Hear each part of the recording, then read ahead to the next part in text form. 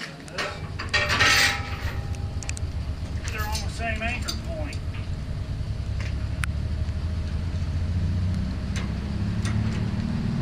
The only reason I mention that is because I can hear the internet mentioning that right now as I'm doing it.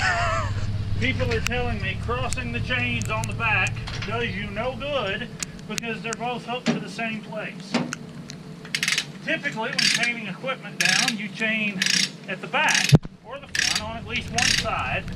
You chain the left side of the frame to the right side of the trailer and the right side of the frame to the left side of the trailer to prevent shifting.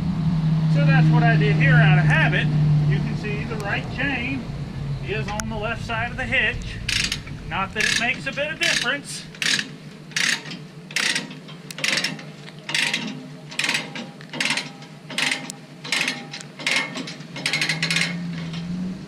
So then why are you attaching there? Say what? Why are you attaching there? It's the easiest place. Gotcha. One of the videos I did when I was up with Mike and Aaron a while back, like that first trip, Yeah. he gave me his gator and told me to go ride around and shoot some like B-roll footage for both of us. Okay. You know, just the cows doing stuff and around the hay and the equipment, that kind of thing. Yeah.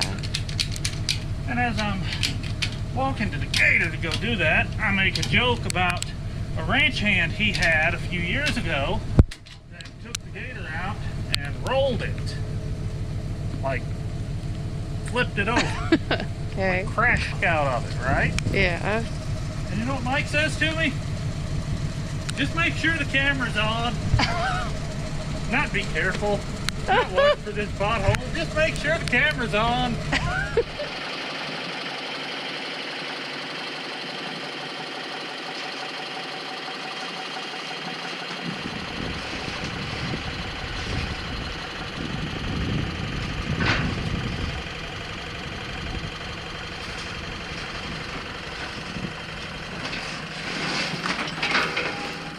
You want to record me backing for a garage door?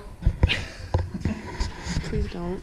I don't intend to, but it's one of those things you know as well as I do. If we don't film it, something epic will happen, and we'll just miss it. But the garage door is open. Is closed, excuse me. So you're just gonna back it up in here? Yeah. I just want to make as much space in front of it as we can. Okay.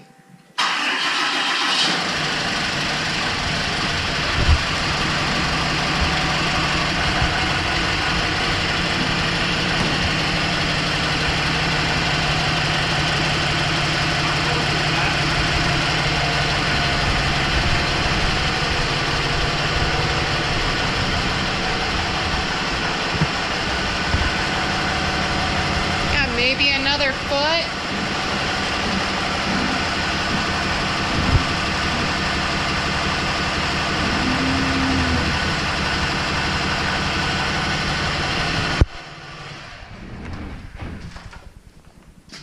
Yeah, you're good.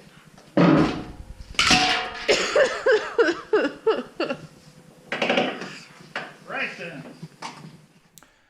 So this is a 2014 Ram 2500 that was obviously involved in a little bit of a front-end collision.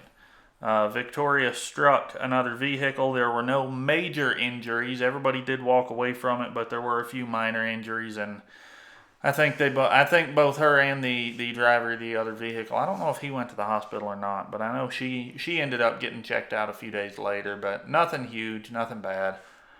I picked this truck up from the accident scene. I know you Instagram followers have seen a lot of pictures of this thing as we've been going along, even when this thing killed my F-250. Yeah, I haven't told you about that one yet, but that's coming up soon. Anyway, I carried it over to the collision shop. Insurance came, did their estimate. They decided they wanted to total it, and Victoria was not okay with that. She purchased this vehicle brand new. She put the lift on it. She put the tires on it. She's done quite a few things to really make it hers, and after some discussion, it was decided that this was an excellent opportunity for her to really make it hers and build the truck she's always wanted out of it. So that's what we're doing here. We're going to be repairing all the collision damage, Now, there is frame damage. The insurance estimator said it was going to take like 4 hours to repair the frame damage, and that is definitely not something I can do here in the garage. That type of repair can be done, and it can be done very well. You just need the proper specialized equipment and knowledge to do it, and those are two things I don't have. So we're actually stripping it down in this portion of the video to take to a frame shop. We're going to farm that part of the job out, and they are going to be repairing the frame and repairing the front cab arms, basically, that the fenders mount to. I've seen a lot of newer vehicles have these, but the trucks I'm a little more familiar with, like my 96 and 97 models, really don't. But we're going to be having that job done by an outside company. That should be happening here. We're taking the truck down there here in just the next few days. And once that's done, we're going to bring it back, repair all the obvious collision damage, and then consider doing a few upgrades along the way, like some nicer bumpers and maybe some different tires and potentially even some performance upgrades. If you look there underneath the hood above the cowl on the passenger side, that white thing you're looking at is the passenger airbag. That's one reason insurance did decide to total this vehicle, is both front airbags deployed and all the seat belts did lock up. These modern vehicles, when you're in an accident, the seat belts will lock to, prevent you from being injured or something, I guess. But either way, all that has to be replaced, and it is not typically an inexpensive thing to do. I mean, I'm looking here. I actually have the insurance adjustment in my hand, and between not counting the two airbags, the passenger airbag is $900, the driver's airbag is $750, but not counting those, just the other airbag and seatbelt related components add up to almost $1,500 by themselves, and that is money you do not have to spend. Now, before you get up in arms, we are repairing that stuff. When that was one thing that one of the conditions early on was, if we do this right, and when this truck is done, it is just as safe, if not safer, as it was the day it rolled out of the factory. So all of the safety systems will be properly repaired, but a lot of things that the insurance adjuster was calling for replacing, you can actually have rebuilt and recertified and save yourself a ton of money. So I am going to be taking you guys through that process with us here in a few videos. We're probably a couple of videos away from that being done, but if that's something you might be interested in, go ahead and subscribe now so you make sure you see that stuff, because I am going to share it with you, because it's something I knew nothing about until we started this process. But in addition to making it, rebuilding the safety systems, like I said, there will be some other safety upgrades like bumpers and tires, and potentially some performance upgrades, which I guess you could call safety if you really wanted to. All that's going to be happening after this truck comes back from the frame shop. We want to get the frame done first, because that could be, once they diagnose exactly what needs to be done, there might be a waiting period before they can actually get it on a machine and do it. So we want to go ahead and get that out of the way, because while it's down there, we can be purchasing parts that we know we're going to have, like a hood and fenders and a radiator and all those coolers up front you're going to see come off or smash. The radiator support is destroyed. There is something in the steering that is not quite right. I haven't found it yet, but I haven't looked either. My main goal was to just get it stripped down enough that it could go to the frame shop and they could do their work without them having to remove a lot of additional stuff. Obviously, I can't take suspension off of it and then haul it to them. So I figured I would just get it to them, get the frame right, and then we'll deal with the steering and suspension. But I mentioned a few minutes ago, this Ram 2500 killed my 1997 F-250. And if you look in the background on the right of this video you're watching, you'll see the F-250 sitting there with the hood removed and the passenger door removed. Yeah, that kind of snowballed.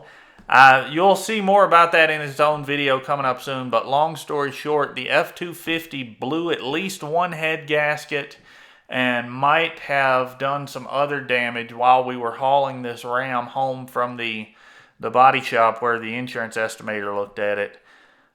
So I am in the process, probably literally, as you're watching this video on Friday morning, there's a real good chance I'm out there doing head gaskets on that pickup, because we've got to have it back together to trailer this thing to the frame shop. So that explains why the hood is off, but I've got the doors off too. And you Instagram followers have seen this happen over the last few days. This pickup, before I bought it, was owned by a landscaping company that plowed snow with it. And as a result of that, the front floorboards were rusted really completely out. The driver's side was so bad they had actually pop riveted a piece of aluminum over it, which wasn't much of a repair. So I figured while my pickup was down waiting on engine parts, I may as well go ahead and fix the rusted floors. And once I did that, it just so happened at the same time I ran across a set of good used doors that were not smashed like my driver's door was. So I picked those up and I swapped those out as well. So when I get started on that thing in the morning, I've got to put one more door on it, throw the interior back in it, and then do head gaskets. So that's going to be a fun job to get done. If you wonder why there wasn't a Monday video this week, that's what it was. I've just been running ragged trying to get vehicles and everything else going. Once I get the Ram and the F-250 out of here, I've got to pull the transmission out of the Ford Ranger, and we're going to rebuild it. It's a 5-speed manual. I have the rebuild parts in stock, so we're going to be doing that real soon. I've got a Ford Expedition that needs a transmission put in it, and I've got a Ford Explorer that needs an engine put in it. Unfortunately, the Explorer and Expedition do not share the same drivetrain, so I cannot just make one good vehicle out of the two. They have different engines. But that's something that's come up that I've kept off the channel more in the past, but I'm going to work it in where it fits. I do a little bit of that kind of repair, auto repair and auto flipping, basically. Not much, but it is one of the things I do to quite literally keep the lights on around here. And in addition to that, I have another business project going that is probably won't make the channel, but it's been taking up a lot of my time the last few days, week or two. So that's, yeah, we're burning the candle both ends in the middle around here, but we're getting somewhere. Not to worry though, I am not becoming an automotive channel. You're still going to get all the same fun ranch content we started with. I am shopping for a tractor. Patreon viewers have known about this for a little while, but I'll go ahead and tell you for, kind of a way to say thanks for sticking around 14 minutes into this video. The New Holland is for sale. I am in the market for a replacement tractor. I thought I had nailed down the exact model I wanted, but I've actually changed my mind. That's shocking, I know. But I have my local dealers looking for one. I'm looking around online. I've got an auction broker looking for one. So there will be a new tractor coming to this channel very soon. As far as the New Holland goes, everything on it does work right now as far as I know. It is a good, solid tractor. It has just exhausted my patience and needs to go down the road. So that's coming up. We're headed to the hay field. I know some people are already cutting hay. We're not quite there, but we are going to start prepping our equipment. We've got a lot we need to get done on that end, and we might be replacing the round baler. So if you want to see that, make sure you stick around, hit subscribe, hit the little bell icon next to subscribe. You'll get notifications when I put up a new video. Thanks for watching, and more later.